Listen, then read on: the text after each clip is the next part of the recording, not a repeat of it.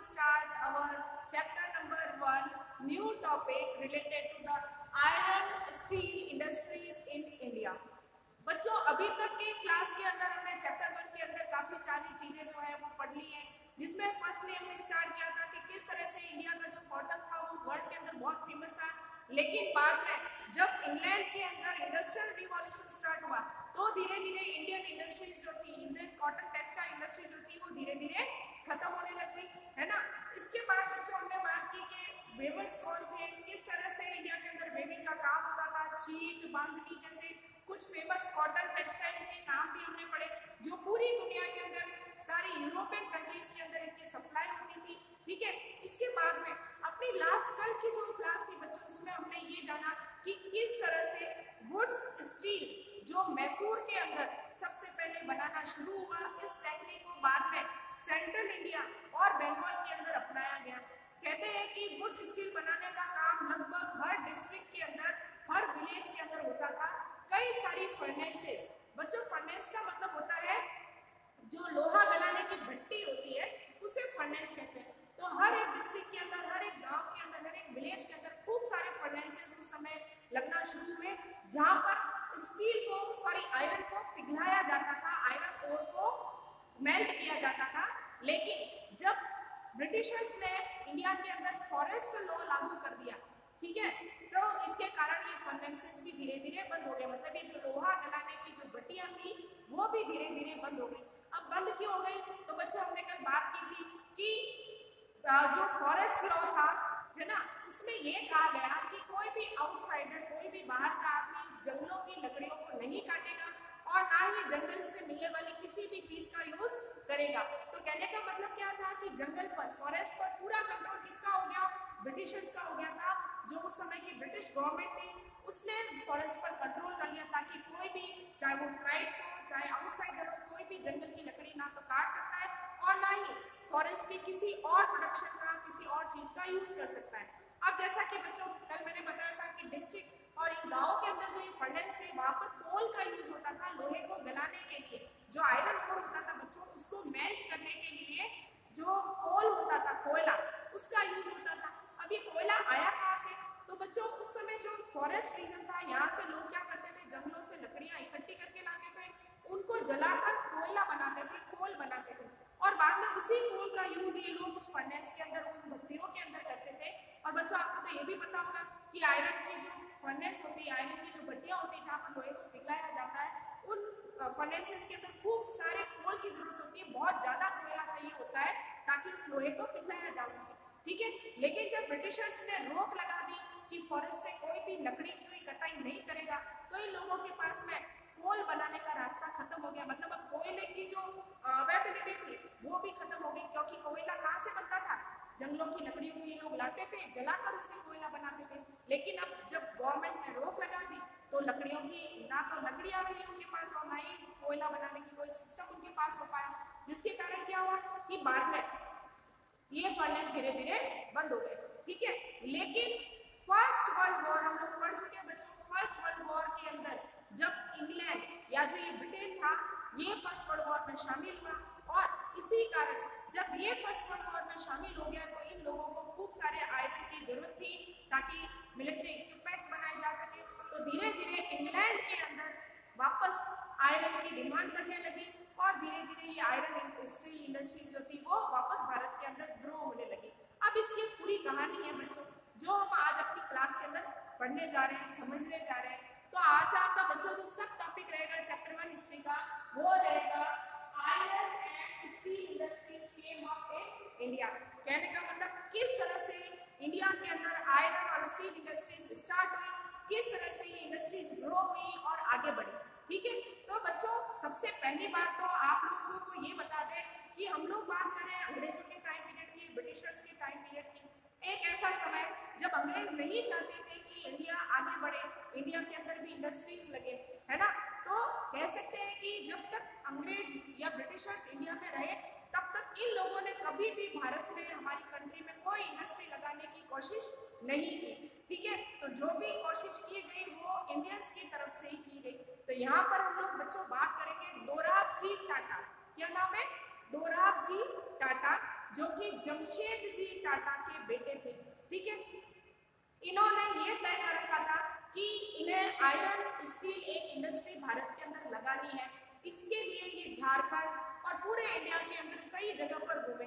ठीक है, इसके बाद जब ये झारखंड पहुंचे बच्चों, तो झारखंड के अंदर काफी दिनों तक इन्होंने सबसे पहले एक ऐसी जगह की खोज की, ऐसी जगह की तलाश में थे जहाँ पर इनको आयरन ओर भी मिल सके, जहाँ पर इनको पानी भी मिल सके और जहाँ पर इनको कोल भी मिल सके।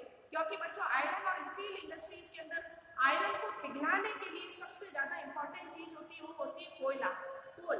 ठीक है, दूसरी चीज होती है लोहे को ठंडा करने के लिए खूब सारा पानी। और बच्चों आजकल आपको पता है इंडस्ट्रीज के अंदर वाटर सप्लाई सबसे बड़ी नीड है, चाहे कोई भी इंडस्ट्री हो।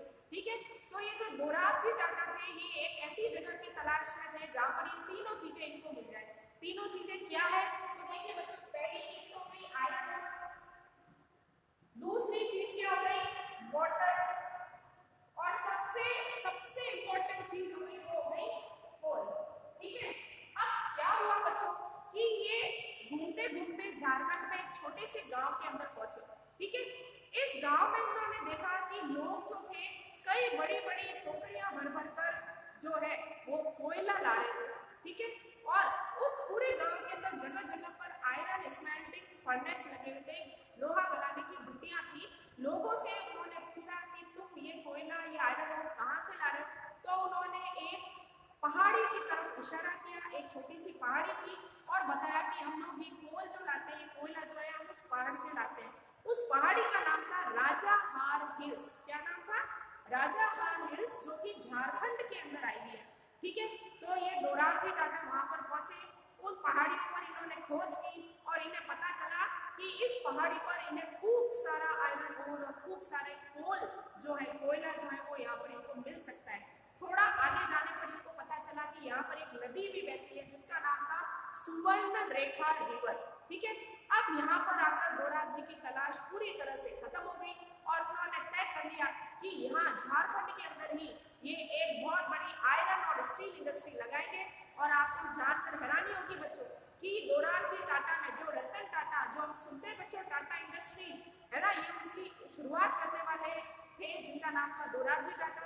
इन्होंने अपनी जिंदगी की सारा पैसा, जितना भी पैसा, दौलत, शोहरत जो भी इनके पास था, ठीक है, यहाँ तक कि कहते हैं कि इनकी जो घर की संपत्ति थी वो भी इन्होंने बेच दी इस इंडस्ट्री को लगाने के लिए। तो मतलब इतना ईमानदार और इतना मतलब कह सकते हैं कि मेहनत इन्होंने की इस इंडस्ट्री को लगाने के लिए। और बच्चों आपको पता है आज की पूरे वर्ल्ड के अंदर, पूरी दुनिया के अंदर सबसे फेमस इंडस्ट्री मानी जाती है ये इंडस्ट्री, टाटा इंडस्ट्री।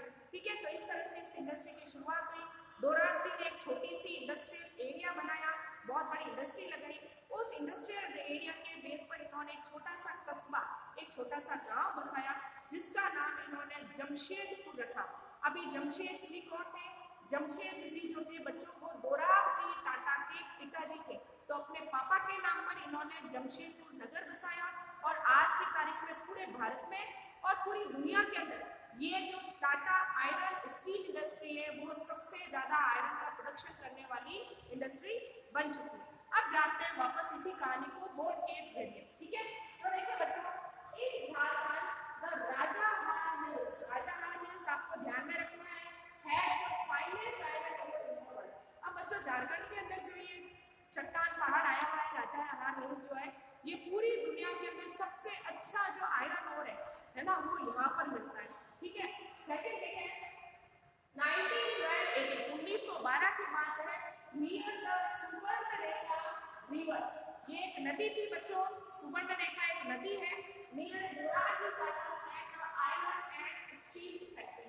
1912 के अंदर सुवर्ण रेखा नदी के पास में दोराब जी टाटा ने एक आयरन स्टील इंडस्ट्री शुरू की, है ना, and industrial town Jamshedpur, there was water near the iron ore deposited. अब यहाँ पर सुवर्ण रेखा के पास में बच्चों इन्होंने ये इंडस्ट्री स्टार्ट क्यों की? क्योंकि अभी मैंने बताया आपको कि आयरन स्टील इंडस्ट्री के लिए सबसे ज्यादा जरूरत होती है पानी और कोयले की, वाटर और कोल की, और ये दोनों ही चीजें इनको यहाँ पर एक साथ मिल रही थी। एक तरफ सुवर्ण रेखा रिवर बह रही है, एक तरफ क्या है, एक तरफ है राजाहार हिल्स जहाँ पर खूब सारा कोल का डिपॉजिट इनको मिल गया। तो इस तरह से 1912 के अंदर इन्होंने फैक्ट्री लगाई, आयरन स्टील इंडस्ट्री, ठीक है। और साथ में यहाँ पर इन्होंने एक छोटा सा टाउन जो था वो भी इन्होंने बसाया, एक छोटा सा कस्बा बसाया जिसका नाम इन्होंने जमशेदपुर रखा। और आज भी जमशेदपुर जो है आयरन स्टील इंडस्ट्री के लिए सबसे फेमस सेंटर माना जाता है, ठीक है।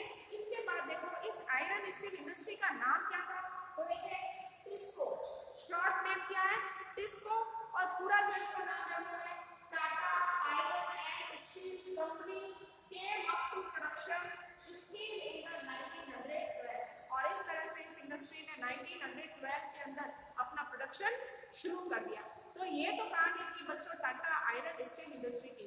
अब देखिए जरा ध्यान रखें, हम लोग 1912 की बात करें, मतलब वो समय जब यहाँ पर अभी भी अंग्रेजों का राज था, ब्रिटिशर्स का राज था। अब आपको इसी के साथ थोड़ा और अलग लेके चलते हैं। अब हम बात करते हैं बच्चों इंडिया के अंदर ब्रिटिशर्स के टाइम पीरियड में जब भारत अंग्रेजों की कह सकते हैं कि गुलाम था, उस समय इंडिया के अंदर जब रेलवे लाइन बिछाई गई बच्चों, आपको बता दूं मैं 1983 के अंदर सबसे पहली बार भारत में ट्रेन चलाई गई थी, ठीक है। सॉरी 1853 में भारत में सबसे पहली बार रेल चलाई गई, रेल की शुरुआत हुई रेलवे की, ठीक है। अब ये था कि इंडिया के अंदर जो रेलवे लाइन बिछाई जाती थी, जो रेल बनती थी, उसके लिए जितना भी आयरन स्टील चाहिए होता था वो सारा अंग्रेज जो थे, ब्रिटिशर्स जो थे, वो इंग्लैंड से मंगवाते थे भारत, और बाद में उस स्टील से ये लोग रेलवे कोच बनवाते थे, ठीक है। तो कहने का मतलब क्या, इंडिया के अंदर आयरन है, लोहा है, स्टील है, लेकिन फिर भी अंग्रेज इंग्लैंड से स्टील मंगवा रहे हैं। क्यों मंगा रहे हैं, ताकि वहां पर ये लोग कमाई कर सके, है ना। जब इंग्लैंड से मंगवाएंगे तो इंडिया का पैसा इंग्लैंड जाएगा, जब हम कोई चीज खरीदते हैं तो उसके बदले हम बच्चों क्या देते हैं, पैसा देते हैं। तो इस तरह से ब्रिटिशर जो थे शुरुआत में रेलवे लाइन के लिए जो भी स्टील और आयरन की जरूरत होती थी, उसकी कमी को ये लोग इंग्लैंड से स्टील आयरन मंगवा के पूरा करते थे। लेकिन जब फर्स्ट वर्ल्ड वॉर की बात करें, कल भी हमने बात की थी कि कॉटन टेक्सटाइल भारत के अंदर शुरू कैसे हुई, क्योंकि जब इंग्लैंड या जिसको ब्रिटेन कहते हैं, जब ब्रिटेन ने फर्स्ट वर्ल्ड वॉर में भाग लेना शुरू किया तो ये फर्स्ट वर्ल्ड वॉर में बिजी हो गया, और इंग्लैंड के अंदर जो कॉटन की मिलें थी वो पूरी तरह से बर्बाद हो गई। इसीलिए इंग्लैंड को इंडिया के अंदर से कॉटन खरीदना पड़ा, तो वापस इंडस्ट्रियाँ कॉटन टेक्सटाइल इंडस्ट्रीज थी वो शुरू हो गई। इसी तरह से देखिए बच्चों 1914 फर्स्ट वर्ल्ड वॉर स्टार्टेड, 1914 में वापस पहला वर्ल्ड वॉर स्टार्ट हुआ। Steel production in Britain had demands of war. अब इंग्लैंड के अंदर जो स्टील बनता था उसकी जरूरत इन लोगों को युद्ध के अंदर, वॉर मतलब लड़ाई के अंदर उस स्टील की इनको जरूरत पड़ गई, ठीक है। तो इस तरह से आप ये समझ सकते हैं कि इंग्लैंड में जो स्टील बनता था उसका यूज तो इन लोगों ने किसमें किया, युद्ध के अंदर कर लिया, फर्स्ट वर्ल्ड वॉर के अंदर कर लिया। अब वापस अपनी बाकी जरूरतों को इंग्लैंड को पूरा करना था, इसलिए इंग्लैंड के अंदर स्टील की कमी हो गई, है ना। और साथ में भारत के अंदर, इंडिया के अंदर जो बच्चों रेलवे लाइन बिछाई जाती थी, जो रेलवे कोच बनाए जाते थे, पहला वो स्टील कहाँ से आता था, इंग्लैंड से। लेकिन जब इंग्लैंड फर्स्ट वर्ल्ड वॉर में बिजी हो गया तो इंग्लैंड से स्टील आना बंद हो गया। इसी कारण से इंडिया के अंदर फर्स्ट वर्ल्ड वॉर के कारण वापस आयरन स्टील इंडस्ट्रीज स्टार्ट हो गई, या ये कह सकते हैं कि ये आयरन स्टील इंडस्ट्री जो बर्बाद हो गई थी फर्स्ट वर्ल्ड वॉर के बाद में, जब इंग्लैंड की हालत खराब होने लगी तो वापस ये आयरन और स्टील इंडस्ट्रीज इंडिया के अंदर शुरू हो गई, ठीक है। So imports of British steel into India decline and Indian railways start to TISCO for the supply of steel और रेलवेज। अब अभी मैंने बच्चों बताया कि भारत के अंदर जो रेलवे कोच, जो रेलवे बनता था, रेल बनती थी, उसके लिए स्टील कहाँ से आता था, इंग्लैंड से आता था। लेकिन इंग्लैंड क्या हो गया, फर्स्ट वर्ल्ड वॉर में बिजी हो गया, तो इंग्लैंड में जो स्टील बनता था उसका यूज इन लोगों ने फर्स्ट वर्ल्ड वॉर में कर दिया, तो इंग्लैंड में स्टील की कमी हो गई। अब इंडिया के अंदर जो रेलवे लाइन बिछ रही थी, इंडिया के अंदर जो रेल्स बन रही थी, उसके लिए स्टील की जरूरत पड़ी। तो जब स्टील की जरूरत पड़ी तो जो कॉलोनियल गवर्नमेंट थी, जो ब्रिटिशर्स थे, उन्होंने अपने रेल कोच की, अपने रेलवे की जो डिमांड थी, जो स्टील की कमी थी, उसको किससे पूरा किया, टिस्को से। मतलब ये जो टाटा आयरन स्टील इंडस्ट्रीज थी, अब स्टील कहाँ से आने लग गया, रेल के लिए इस कंपनी से आने लग गया। पहले कहाँ से आता था, इंग्लैंड से आता था। तो पहले जो स्टील इंग्लैंड से आता था वो स्टील बंद हो गया, और अब भारत में रेलवे लाइन के लिए जो स्टील यूज होने लगा वो कहाँ से आने लगा? टाटा इंडस्ट्रीज से आने लगा। तो इस तरह से ये पूरी कह सकते हैं कि इंडस्ट्री अचानक से कह सकते हैं फर्स्ट वर्ल्ड वॉर के अंदर बहुत ज्यादा इसका प्रोडक्शन बढ़ गया और ये इंडिया की सबसे बड़ी आयरन स्टील इंडस्ट्री बन गई, क्योंकि पूरे रेलवे लाइन, पूरे इंडिया की जो रेलवे लाइन बनती थी, रेल बनती थी, उसके लिए स्टील अकेली ये कंपनी प्रोडक्शन करने लगी। ठीक है, इसके अलावा इन 1919 colonial government by 90% steel made in this country become the biggest industry। और 1990 तक बच्चों ये कंडीशन हो गई कि जो अंग्रेज थे, जो ब्रिटिश गवर्नमेंट थी, वो इस कंपनी से 90% स्टील जो थी खरीदना इस कंपनी से शुरू कर दिया। तो पहले इंग्लैंड से आता था, ब्रिटेन के पास इंग्लैंड से आता था कोल, लेकिन अब कहाँ से आना शुरू हो गया? अब इस टाटा इंडस्ट्री से ही अंग्रेजों ने ये जो आयरन स्टील था वो खरीदना शुरू कर दिया। इस तरह से ये कंपनी जो है वो इंडिया की सबसे बिगेस्ट कंपनी बन गई। तो बच्चों ये था आपका फर्स्ट चैप्टर, जिसमें हमने पढ़ा किस तरह से कॉटन टेक्सटाइल बर्बाद हुए, किस तरह से आयरन फर्नेसेस जो थे वो बर्बाद हुए, और वापस जब फर्स्ट वर्ल्ड वॉर हुआ तो इंडिया के अंदर वापस ये आयरन स्टील इंडस्ट्रीज, ये कॉटन टेक्सटाइल इंडस्ट्रीज वापस ग्रो होने लगी और इस तरह से एक नई शुरुआत हुई इंडिया के अंदर। जिस तरह से अंग्रेजों ने भारत को बर्बाद किया था, उसी तेजी से 1914 के बाद में ज़्यादा से ज़्यादा इंडिया के अंदर कॉटन टेक्सटाइल की मिल लगने लगी, स्टील इंडस्ट्रीज शुरू हो गई। तो बच्चों ये कहानी थी आपके चैप्टर 1 की। तो इसी के साथ में आज की क्लास में आपका ये चैप्टर नंबर 1 होता है एंड। कल फिर मिलेंगे एक नए चैप्टर के साथ, नए टॉपिक के साथ। तब तक के लिए thank you and good bye.